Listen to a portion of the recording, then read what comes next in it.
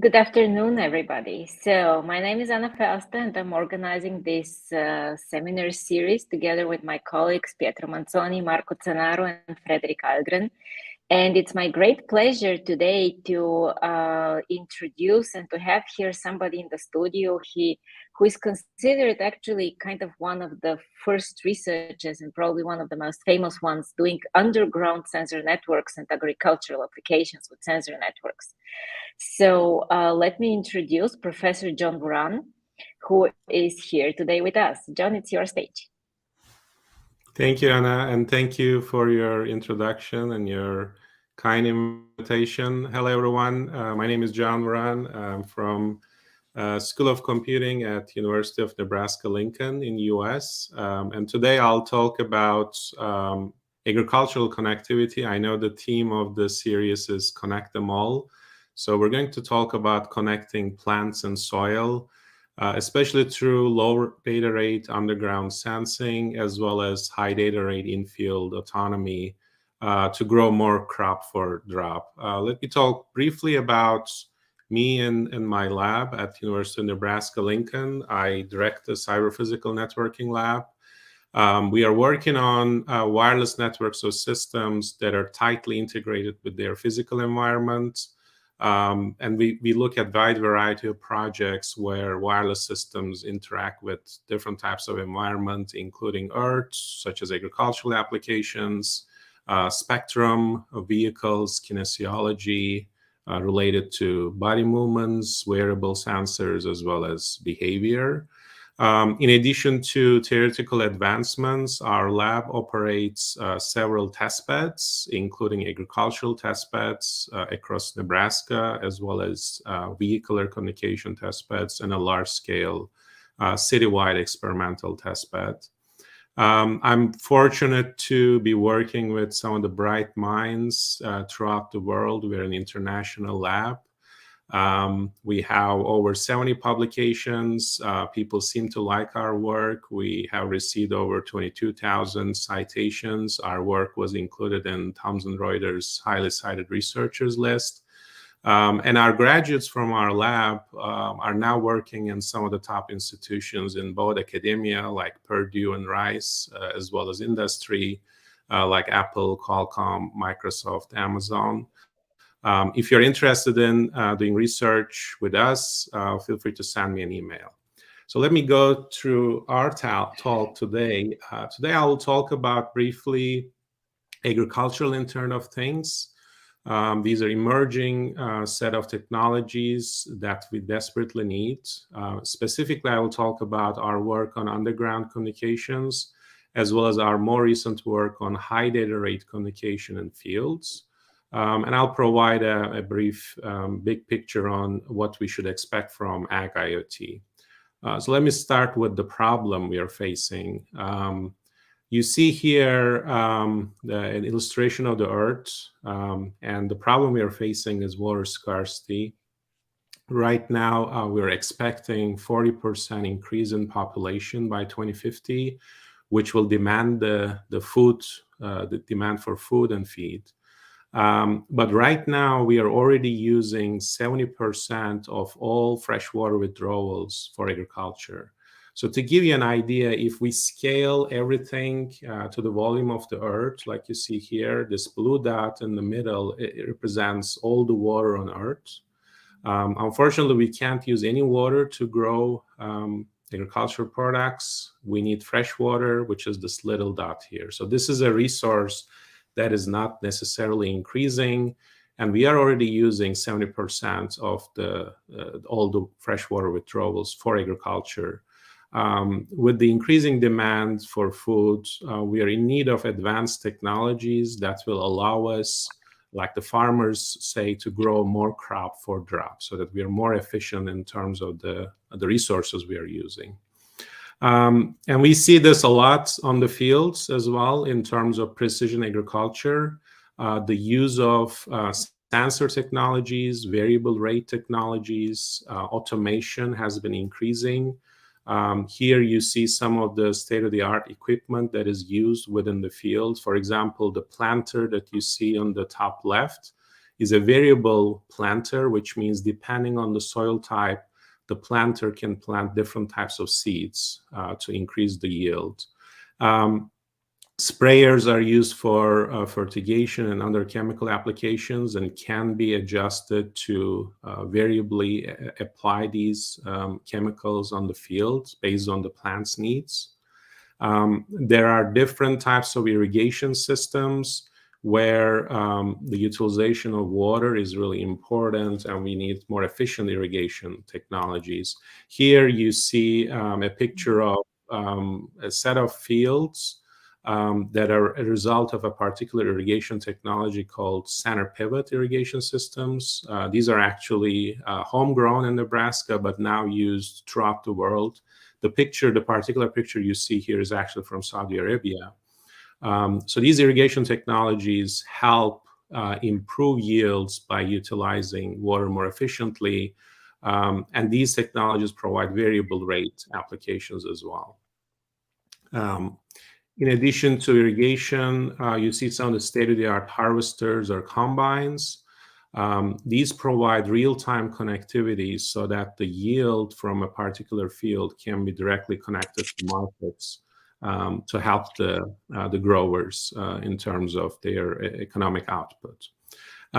You see here applications of measuring electrical conductivity of soil and its relation to yield, where plants can be better managed based on the properties of the soil. And we are also seeing UAVs being used extensively on the field for imaging, such as plant cell imaging, so that more precision applications can be performed. So, like I mentioned, we are seeing infusion of technology in all phases of agriculture under the umbrella of precision agriculture. And this leads to significant connectivity requirements because we need to get this data out of the field and process and apply decisions accordingly. This leads to agricultural IoT. Agricultural IoT is a specific class of IoT applications that will support the agricultural processes that I mentioned, but we are facing significant connectivity challenges. First of all, in terms of wireless connectivity, we are talking about operating in an agricultural environment, which is significantly different than urban environments for which most of the technologies we have are designed. Soil sensing becomes an important goal for agriculture, where communication solutions need to adapt to soil dynamics. Plants create significant obstacles and dynamic changes in terms of crop types, growth stages, and movements. As well as environmental conditions like weather, harsh environments, and dynamic changes create significant challenges for wireless communications. In addition to the communication phase, we also have challenges in terms of backhaul because most of the agricultural areas reside in rural areas where we do not have adequate internet access. We have a significant digital gap. And lack of backhaul connectivity prevent us from using some of the existing cloud-based solutions. So we need cloudless architectures. In addition to this, the demand for rural connectivity is increasing. We have seen this as a result of the pandemic, for example, increasing demand for online learning, remote healthcare, increases demands for rural connectivity. As such, for agricultural IoT, in addition to connectivity requirements, we also see significant needs for joint sensing and communication so that we can leverage very valuable infrastructure that is developed for communication, also for sensing purposes, increasing the value and improving the adaptivity of these solutions. So this takes us to connectivity solutions for agriculture. Our reference point is the recent developments in 5G and upcoming 6G solutions. These are mainly designed for urban environments and applications. The question we are after is, what are the equivalent agricultural and agricultural IoT solutions for these three verticals that you see that is specified in the 5G standards? We specifically started looking at IoT or massive machine type communication. So I'll talk about some of the solutions that we have designed, particularly wireless underground. This is a technology that we have been working on for the last 15 years, and there are significant applications to agriculture. But let's first talk about why we need this specific technology called wireless underground. So on this figure, on the photo on the left, you see a typical agricultural sensor that is right now being used in the fields that provides not only soil information like soil moisture, but also weather type information. And because of the connectivity technology limitations, right now, underground sensing is done by little towers like these you see on the left that are deployed in the middle of the field. This obviously creates a lot of problems such as obstruction, significant costs for deployment after seeding. These devices need to be removed before harvest. You have seen these large machinery that are operating on the fields. So these devices need to be taken out before a harvester gets into a field, for example. This also increases the cost of the devices, which leads to only one sensor being deployed per field, creates a single point of failure problem, problems in terms of theft, exposure to natural elements, and maintenance, which all increase the cost, which are one of the significant reasons of limited adoption of IoT solutions. And one of the main reasons for these limitations is the connectivity technology, because we have designed over-the-air wireless for a long time, and that's what the products are using. What we're designing is underground wireless. The question we're after is, can we deploy underground sensing solutions with underground radios that are buried in soil? This allows unobstructed operation. We don't need to take these devices out before harvesting or after seeding, so they can have multi-year operation, decreasing the cost, allowing us for multi-sensor deployment. They also provide natural protection from theft and also maintenance because they're not exposed to harsh conditions. And we hope this will increase adoption. Obviously, communicating through the soil is a significant research problem that we have been after for several years, because we are now using soil as a communication medium instead of air. So the soil properties significantly impact wireless communication in terms of moisture, soil type, bulk density, burial depth, which lead to changes in soil permittivity, leads to changes in wavelength and propagation speeds, and will lead to communication impairments such as attenuation that we naturally, instinctively can predict, but also other challenges such as antenna mismatch. So one of the areas where we have been working on is developing wireless underground antennas that can operate in soil. It's hard to take a picture of an antenna in soil, so this is the best I can do. We have been doing a lot of experiments where antennas are buried in soil. We characterize their properties and also design solutions for underground communication. But the main challenge essentially can be described by this simple formula, which is essentially the velocity of electromagnetic waves are equal to the wavelength of the wave and the frequency of the wave. Obviously, over the air, we're talking about speed of light, but when we expose RF waves in soil, their speed decreases, which means for a given wavelength, which means for a given antenna that is designed for a particular wavelength, their match frequency decreases because of the decrease in speed of propagation. So that means an antenna that is designed for over-the-air communication for a particular narrowband frequency no longer operates as well when we bury those antennas under the ground. And this creates a significant loss. So this figure shows this phenomenon as a result of experiments that we have done. You see a return loss versus frequency figure, which we generally use to characterize antennas.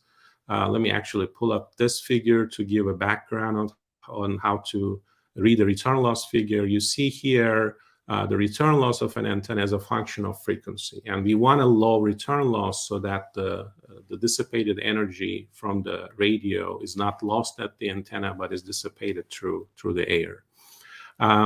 We define generally a -10 as a threshold for return loss, and any frequency below this can define the bandwidth of the antenna. And the minimum point is generally referred to as the resonant frequency. And we want the antenna resonant frequency to be equal to the radio frequency. So if you look at this graph, you see that a typical over-the-air antenna, which is tuned for two main frequencies at the gigahertz band, has significant changes in performance when buried in soil. You see a significant shift to lower frequencies for resonant frequencies. And this also changes with depths. Here we deploy these antennas at 10 to 30 centimeters, which is a typical root level depth that we're interested in. This characteristics also changes with the type of the soil we're using. So we need to design antennas based on these principles. And what we're seeing is actually nothing different than our high school experiments when we put in a pencil inside a glass of water. We see them as broken. This is basically because of the refraction properties of light. We see similar characteristics for RF. We not only see wavelength changes. So for a given frequency, wavelength will differ. We also, because of the deployment, see that the burial depth has an impact on antenna properties because of the reflection from the air-soil surface. So when antennas are deployed close to the surface, the reflected waves alter the current distribution on the antenna, changing their resonant frequency properties. In addition to the deployment, soil is a medium that changes significantly, especially with water, because of the permittivity changes. As a result of that, the wavelengths would change for a given frequency, or if you want to flip the equation, for a given wavelength, for a given antenna, its operation frequency, its resonant frequency would differ significantly. So this is an example of the impact of soil moisture here. You see on the graph on the left, a return loss of underground antennas at two different soil moisture levels. We measure here moisture as a function of its water potential, where 0 CB corresponds to wet soil, saturated soil, and 240 CB sandy bars refers to a dry soil. And you can see that there's a significant difference in resonant frequency, up to 45 megahertz change. No narrowband antenna will be able to accommodate that change. And also antenna bandwidth changes, which will affect communication bandwidth as well. So as a result of these experiments and our theoretical studies, we have designed and patented a wireless underground antenna, which maintains resonant frequencies across different burial depths, as well as soil moisture levels. And as a result of this design, we have also tested this design in our Nebraska underground sensing and communication testbed through extensive evaluations in both agricultural fields as well as more urban settings. And we have shown that this design can lead to significant improvements in communication distance. So here you see comparison between an over-the-air antenna, which are the red and purple lines, versus our underground antenna. And we see 3x to 10x improvement. This figure here is a more recent result where we can get up to 140 meters distance compared to a few meters. So as you can see, our intuition tells us underground communication is challenging because there is a lot of attenuation because of the soil. But we also show that there is another challenge in terms of antenna design, where most of that loss may be because of the antenna mismatch. And if we can solve that problem, we can actually increase the communication range. Obviously, these ranges will not be as large as over-the-air communication because there is still attenuation, but we can have significant improvements just with antenna design, like you see. Now, the question is, can we get even further? Obviously, we can through the design of antenna arrays and through the design of beamforming. But beamforming becomes a significant challenge as well. Here you see these figures where we provide you the beam pattern for a given underground antenna array, where the beam pattern is basically diminished as a function of soil moisture. This has to do with changes in permittivity of the soil, changes in wavelength for a given frequency, which if you have designed an antenna array, you would know that the antenna array antenna element separation depends on the wavelength. And if the wavelength changes, obviously you would lose directivity. So we have basically modeled the underground antenna arrays in terms of array factor, which becomes a function of soil properties, which means we need to adjust operating elements to meet a particular antenna separation for the changing wavelength. In addition to the antenna properties, we also have refraction when rays propagate from soil to air, which means for a given over-the-air directivity, we may need to direct our underground antenna beam in a different direction so that when refracted, the rays can actually reach the intended destination. So according to this analysis, we have designed a soil moisture adaptive beamforming approach. Here on the figure, you see the results where the red line shows us the theoretical optimum, where if we can design the antenna to change antenna array separation, we can meet directivity irrespective of soil moisture changes. Whereas the black line shows an over-the-air antenna that is just buried in soil. You can see there's significant loss in terms of directivity. And the blue line shows an antenna that is designed for a particular moisture for underground, where we can meet the directivity at that moisture level, but then we lose the directivity, which essentially means the communication range is reduced. And on the green line, we see a more practical solution, which we call virtual arrays, where we deploy underground antenna arrays at a much higher density in terms of antenna array elements separation, and then we selectively activate antenna elements so that we maintain the antenna array element separation according to the particular moisture level. And you can see that we can get pretty close to the theoretical optimum. So these are some of the theoretical innovations and evaluations that we have performed to enhance communication range and capacity for wireless underground communication. So here you see two dots here that show you on a data rate and a range plane, underground to underground communication, which is essentially two buried radios, and underground to over-the-air communication. We still have significant limitations in terms of underground. So creating mesh networks may be out of the practical realm, but we see practical communication ranges over hundreds of meters for underground to above ground communication. In addition to this is maybe sorry for interrupting, but I'm starting getting curious. So how deep can you actually bury those antennas into the ground? That's a great question. So obviously, the deeper we go, the communication ranges will significantly decrease because the soil path increases and attenuation increases. For agricultural applications, we are interested in what is called the root zone, which, depending on the type of the plant, can go as much as 30 centimeters to at most 1 meter. So we're really close to the surface, which makes the application of underground communication for agricultural applications feasible because the soil path is limited. So these are results from 30 centimeter deployment, for example. Okay. Okay. And you mentioned also that you also have a patent actually on the antenna, not on the Right. antenna array.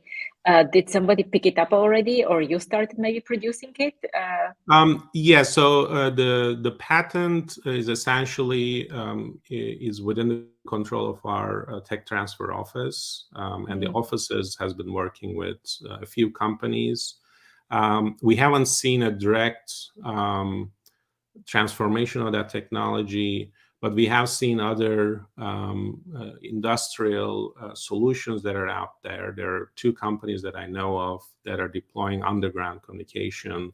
And I talking to their owners, they have definitely followed some of the principles we have here. Okay. Very interesting. Very interesting. Okay, thank you.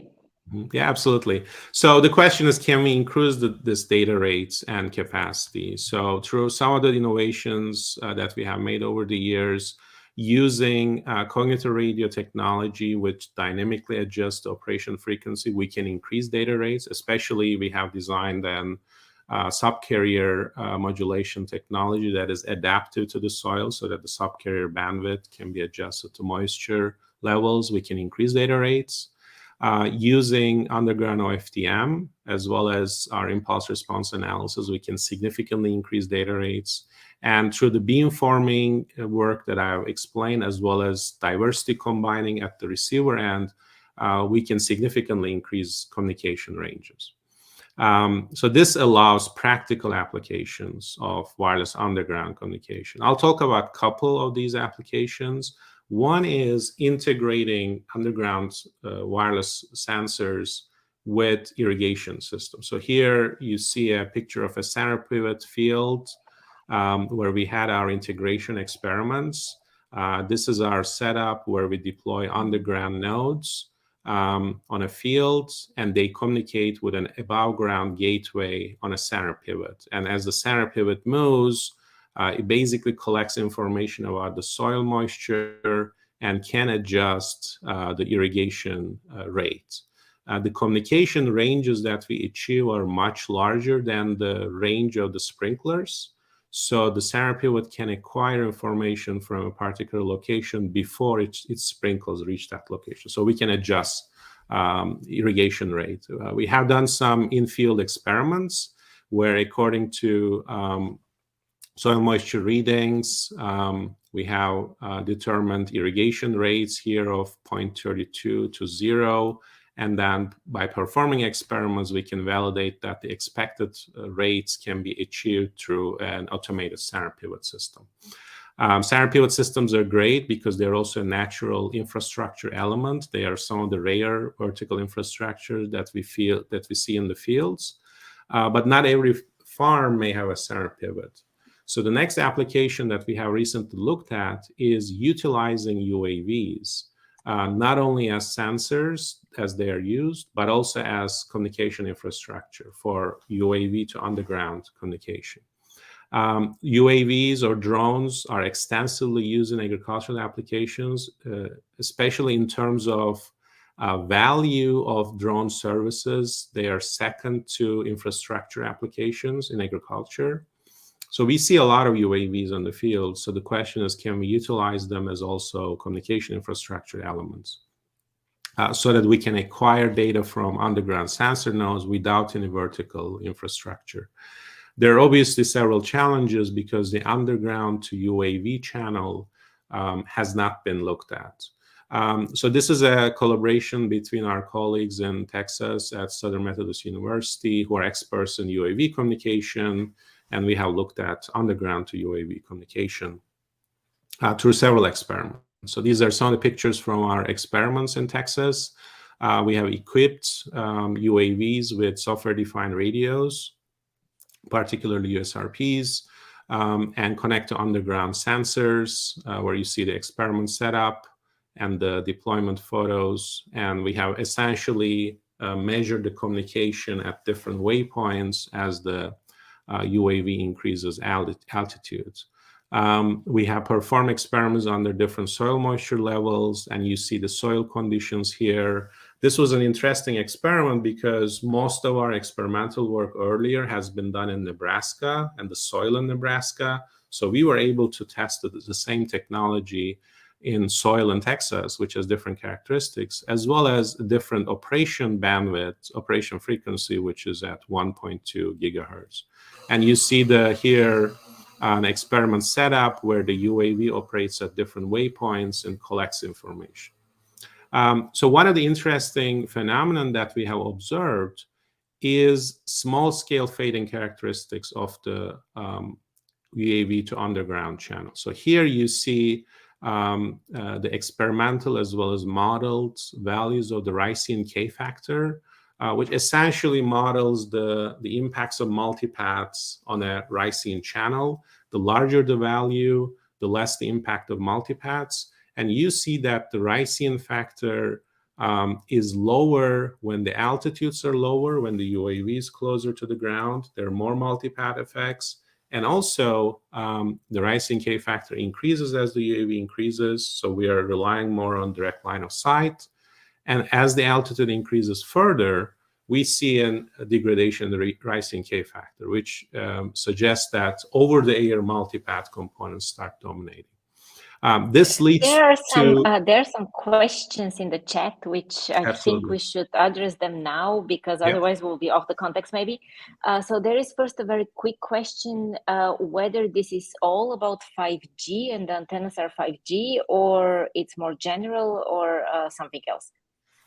The solutions we have are not tied to a particular standard. They can be adapted to different standards. We are looking more at the theoretical foundations of the solutions.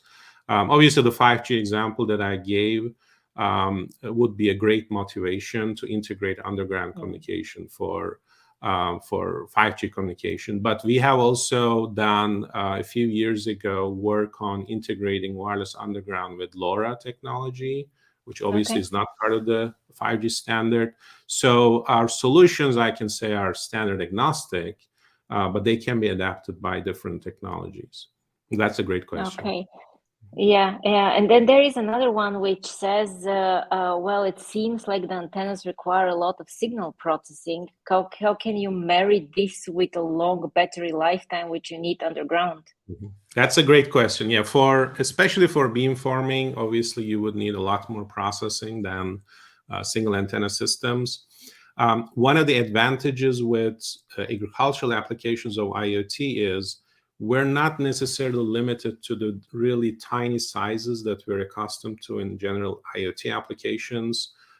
When we can bury sensors that can operate for several years, we can accommodate larger capacity batteries, and the battery density has been ever increasing, so we can utilize fairly large battery sizes with high density that can operate for several seasons. So that's one of the advantages we have compared to more conventional IoT systems where we need really tiny IoT devices. Okay. And you still probably use a kind of a duty cycling on the sensor nodes, Correct. right? Yes. Yeah, especially if you look at the application, soil moisture does not change really frequently. An hour period is sufficient, maybe at most 30 minutes. So our earlier calculations based on, this is obviously for single antenna systems, show us that typical batteries can last up to 5 years, which now you're getting into the lifetime of more the electronics than the battery. So we can utilize battery really effectively. Okay, sounds good. And assuming that we have this duty cycle on the sensor nodes, how did you actually synchronize the UAVs with the sensor nodes? Oh, that's a great question. So in our application, in our experiments, we haven't realized the application itself, but rather more of an experimental setup. I see. So essentially, I can show you the setup here. We have USRPs that are programmed to transmit essentially sinusoid signals continuously. And then at the receiver end, at the underground end, we process those signals to investigate the channel characteristics. So the application, that's a great question. That's on our roadmap, has not been realized yet. Okay, I see. Very interesting. Let's see what else do you have for us. Absolutely, yeah. So basically, one of the things we see here, we can model the over-the-air UAV to underground communication channel using a Rician distribution. In fact, the Rician K-factor can be modeled as a Gaussian as a function of altitude, which allows us to also look at altitude optimization for UAV. So here you see bit error rate performance for UAV at different altitudes for different underground sensors at different depths, as well as different soil moisture values. As a reminder, 0 CB is inversely proportional to moisture. So 0 CB is the saturated wet soil, and 8 CB here is a drier soil. So one thing we see is through altitude optimization, we can maintain bit error rate at a reasonable level, even though the deployment depth changes for wet soil. Another interesting observation is for most of the cases, the closest altitude, the smallest altitude, is not the optimal. In fact, we have an optimal point, which is related to the Rician characteristics, where there's less multipath, so there's less lower bit error rate. We can see significant improvements through this altitude optimization. So we can adjust UAV altitude based on soil properties and soil moisture levels. So to recap this portion of the talk, this slide shows you around 15 years of work on underground wireless, from theory to innovation to prototyping to system integration. One of the recent work we have done involves joint communication and soil sensing by utilizing RF waves for soil moisture sensing.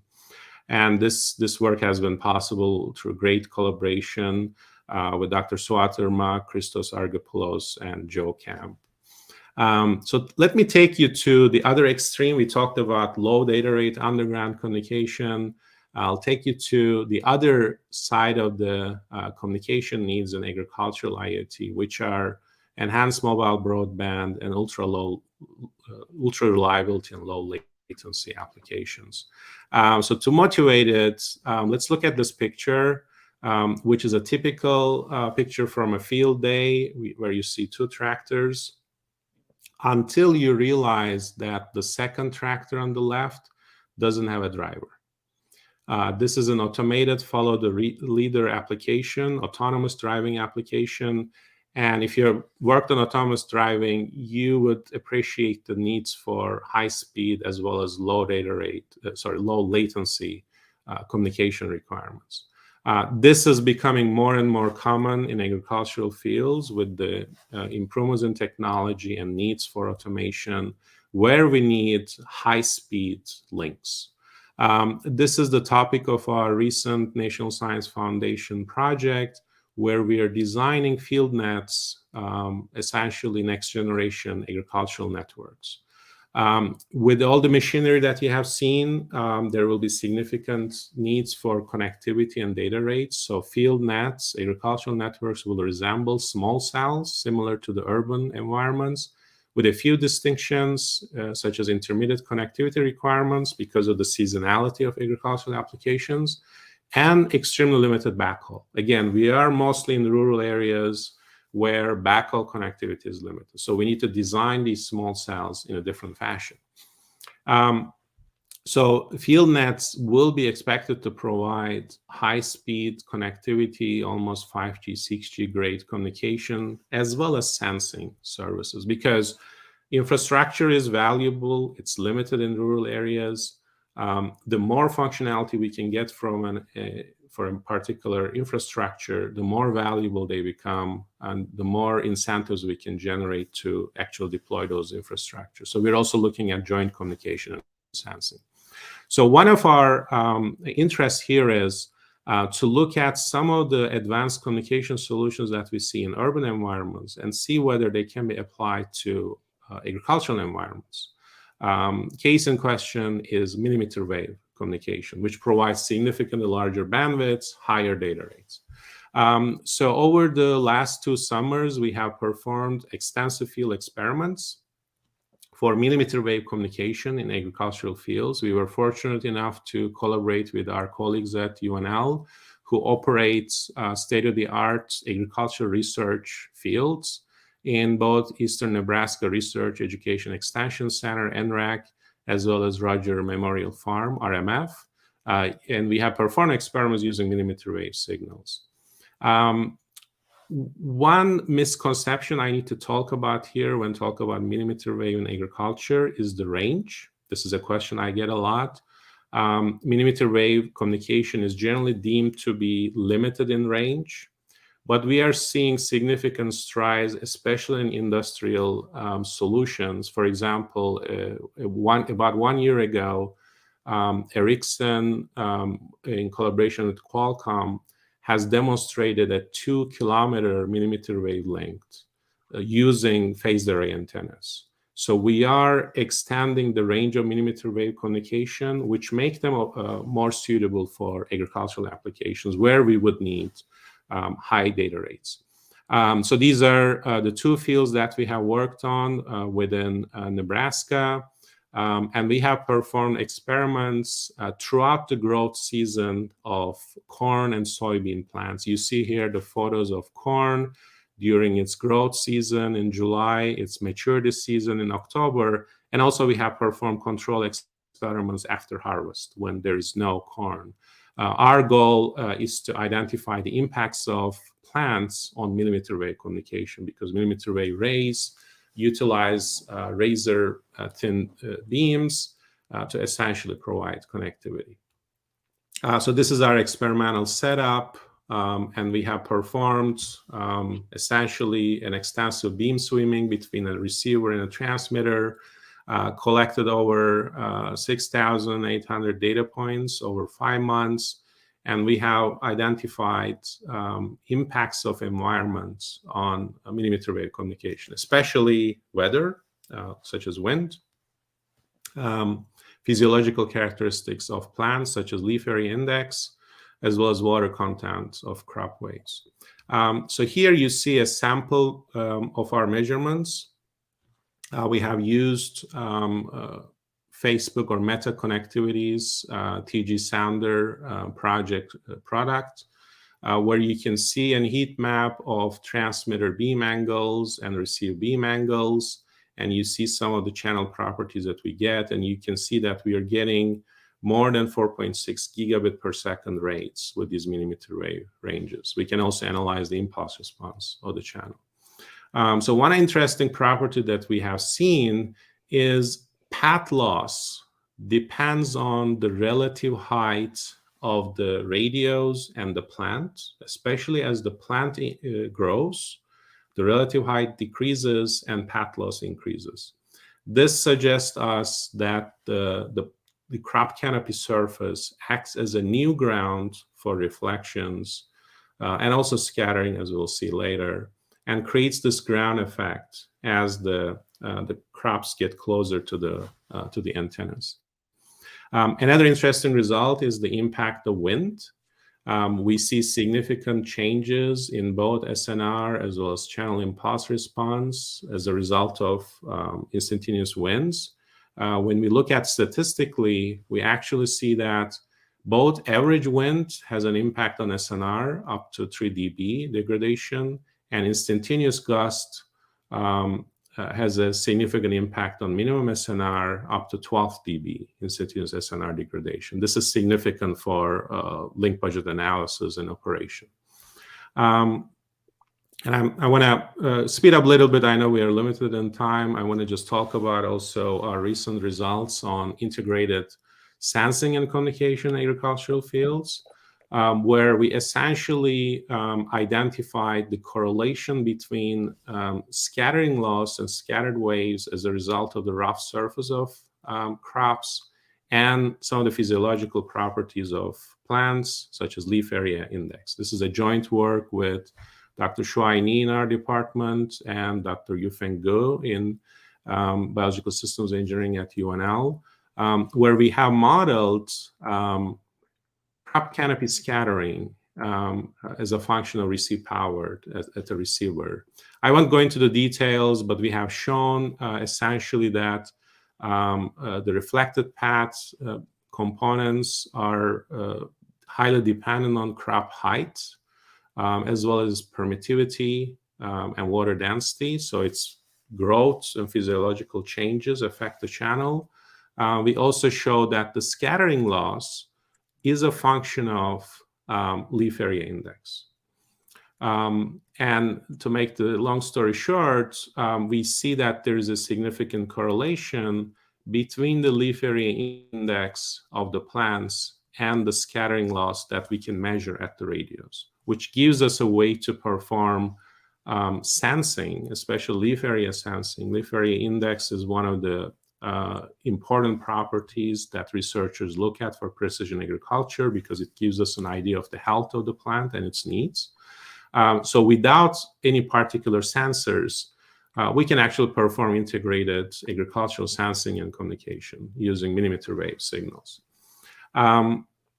So I encourage you to look at some of our recent publications here. We also made our mmWave experimental data available publicly on IEEE data port. So we encourage researchers to utilize this data, and hopefully we'll have much faster, much more innovations in connectivity for ag. To recap, let me provide a big picture analysis of where Ag-IoT is going. Obviously, we're looking at connectivity challenges, but one of the questions that is lingering is, what do we do with all the variety of data we get as a result of these connectivity solutions? You have seen several equipment being used. A lot of data is collected, and we would like to make sense of this data. But obviously, the user, the farmer, the grower, is not necessarily interested in each individual data. They're just interested in decisions. How can we convert all the data we collect into a decision of whether I should turn on my irrigation system? That's a major challenge for Ag-IoT. In terms of challenges, we have significant volume challenges. Collection of data from rural fields is a challenge. We see a lot of machine learning applications being utilized in modern communication systems. A challenge for agricultural fields is the lack of data for these data-driven solutions, not only because of limited data, but also privacy concerns of growers. And if you obviously talk to every farmer, they would say every farm is different, which has a reality into this. So we need to be able to infuse domain knowledge into some of the solutions that we're developing. Another challenge is the velocity at which data changes. We're talking about changes of scale within seconds, even millisecond ranges, to weeks in terms of precipitation, to years or decades in terms of changes in soil properties and even climate change impacts. How can we fuse that high variety of velocity changes into a coherent framework is a significant challenge. Another challenge for Ag-IoT data is veracity. We have challenges in terms of collecting data, and how can we make sure that what I see on my computer on the cloud represents what's happening down there. Data validation, security and privacy are important. The data that you would be collecting from agricultural fields are actually livelihoods of farmers. So they're obviously trust issues, and we would need to provide solutions that preserve the privacy of field data while providing advanced decision support for growers. And one final question is, who is the user of that data? Is it the farmer, or is it the entire ecosystem that you see here? So this is an example from Nebraska. We have ag service providers, some of the sensors I've shown. Do they own the data? Are the government agencies? In Nebraska, we have a very unique system of natural resources districts, which regulate the utilization of resources, especially water. Do they own the data? Is it the service providers, connectivity providers? Is it the ag sensor manufacturers? Or is it the irrigation companies? Obviously, they all need data. So we need frameworks to be able to make sharing of this data feasible, but also preserve especially the privacy of the farmer. So above all, I'm a big believer in connectivity solutions for agricultural IoT. I believe with the needs for the demand for food, agricultural IoT will become one of the economic drivers of rural broadband. We actually see this interesting digital divide where there are high-end connectivity solutions within farm fields in rural areas where the next door rural town is underconnected. So we are seeing another digital divide being emerging. And one of our goals with our recent project is to be cognizant of this fact and then design agricultural IoT solutions that will also help the school nearby, the library nearby, the hospital nearby, so we can increase not only Ag-IoT connectivity applications, but also rural broadband. So with this, I conclude my talk. If you're interested in additional information, I would refer to, first of all, if you're interested in IoT, our textbook on wireless sensor networks, as well as if you're interested in agricultural IoT applications, some of our recent publications is here. Obviously, this is a work of great collaboration, so I would like to thank our collaborators. We have been blessed with the support that we receive from our grant agencies, especially National Science Foundation, as well as the Water for Food Institute at University of Nebraska-Lincoln. And with this, I'd like to thank you for your attention. I would be glad to take any other questions you may have. Thank you, John. That was a very inspiring and interesting talk. So I'm actually full of questions. I have to see how to squeeze them together with the questions of the audience. So one thing which comes to my mind, you were talking about data privacy, and I fully agree that like if you're the farmer, you would like to make sure that your data is yours. But on the other side, there is this idea of sharing some of the data. For example, weather stations, they should be actually shared for everybody. And of course, there is maybe also some sort of add-on if the farmers actually combine their data and get more of it than just individual fields or individual farmers. How do you think can we marry those all together? This is a great question, Anna, and it's at the crux of the challenges we're facing, because if you look at agricultural research, precision agriculture benefit a lot from data from a large area, almost at a county level or even a state level, for example, in US. But that means farmers who own the land sharing their own data. As long as that data is shared across farmers, we can get much better decisions, but there's a privacy problem. So one thing I actually skipped, I can show you here, is our work on privacy preserving communication using homomorphic encoding. So the idea here is using homomorphic encoding technologies, which allows you to process data that is encrypted before decrypting the data. We can encrypt data at a farm level, send that data to a third-party cloud service where many farms can do the same thing, and the service provider can work on the data, essentially process the data without decrypting the data, essentially seeing the data, perform decision-making operations, and then send back those advices back to the farmer, and the farmer would be the only one who would be able to decrypt that data. So everything is performed encrypted between the farmer and the cloud provider and back. So we can evaluate, we can utilize some of these recent technologies for privacy preservation. Obviously, there's a lot of work to be done here. It's not only encrypting the data, but also for wireless communication, we expose data into denial of service attacks. So we have some ongoing work with colleagues, security experts here at Nebraska, looking at those problems as well. But I agree, that's a major problem. We can find all the ways to collect data, but we actually preserve the privacy of that data as well. Okay, very interesting.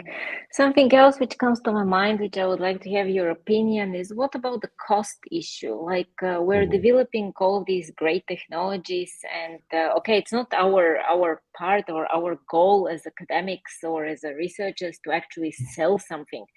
But on the other side, we know that they will be only used if the costs are really low. That's not only true for developing countries. The cost pressure in Germany or in the US on the farmers, I think, is as big as in developing countries. What do you think about that? How can we lower the costs? That's a great question. So there are two approaches we're following right now.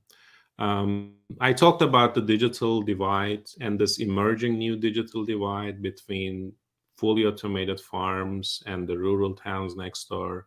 So one of the things we are looking in our recent project is to design architectures where the motivation, the incentive may come from farming operations to build an wireless infrastructure.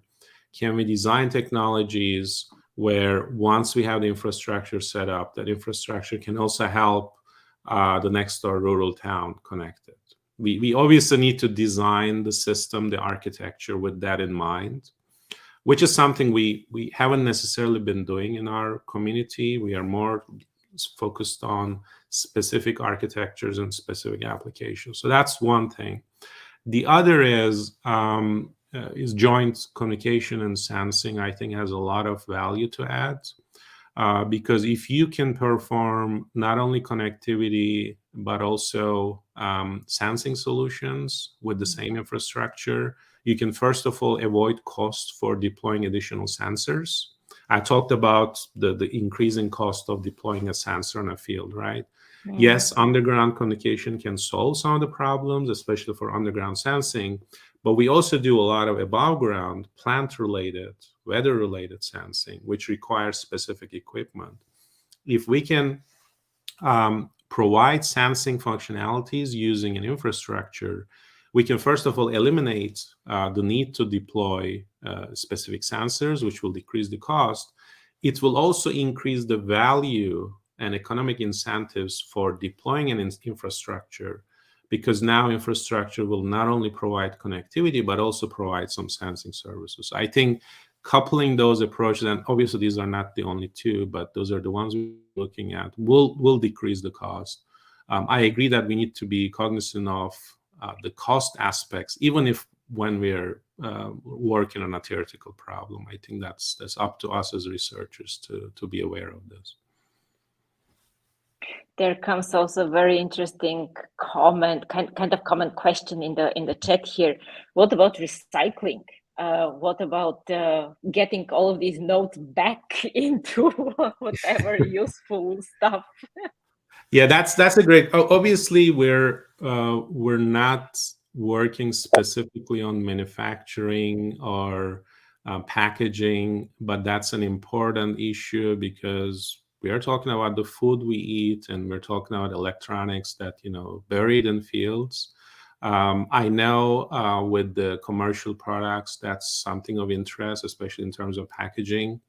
But there are also other approaches where more biosensing or bio-inspired materials, disposable materials, can be used to realize some of the technologies that we develop. This is probably 10, 15 years into the future. But I believe if we can manage in terms of new materials, new packaging solutions, even disposable electronic solutions, that will be much better for the environment, obviously, and we can maybe even decrease the cost because they're just disposable devices. But that's important, obviously. We take a lot of care in our experimentation to make sure we're not harming anything. That's why we work with the experts. They know growing plants, and they're really good at instrumentation as well. So follow their advice and make sure we're not really harmful to the environment. Yeah. Okay, thank you. There is one other interesting question here in the chat. Would it be possible to use the reflection scattering characteristic of a field for plant health monitoring? Yes, yeah, that is one of our goals. We have started with leaf area index sensing, but we see a lot of opportunities in terms of utilizing RF waves, especially millimeter waves that are affected significantly from the plant conditions. For example, the tip of a corn, the size of the tip of a corn is very close to the wavelength of millimeter waves, which creates a rough surface instead of a smooth reflective surface, which basically means, like we have shown in leaf area index analysis, there are direct correlations. There are direct correlations between the physiological properties of plants and the way RF waves are reflected. So there are a lot more modalities we can get out of the RF waves, that's for sure. Wow, it sounds like 15, 20 years of research was not enough. You have something else to do for the next 20, 25, 50 years, whatever you want. Which is great for us. Yes, that's always exciting. Exactly. We're safe. Thank you very much for this great and very inspiring talk. I think we're all now full of new ideas and what to read and to see next. Thank you very much for being here. Thank you very much for everybody else to be here. And I'm looking forward, of course, to also to the next talk. We still don't actually have a speaker, but we're working on it. So please join us again next time, next month. Thank you very much. Thank you for your invitation again. And thanks everyone for your questions and your attention. See you soon. Thank you. Goodbye, everybody.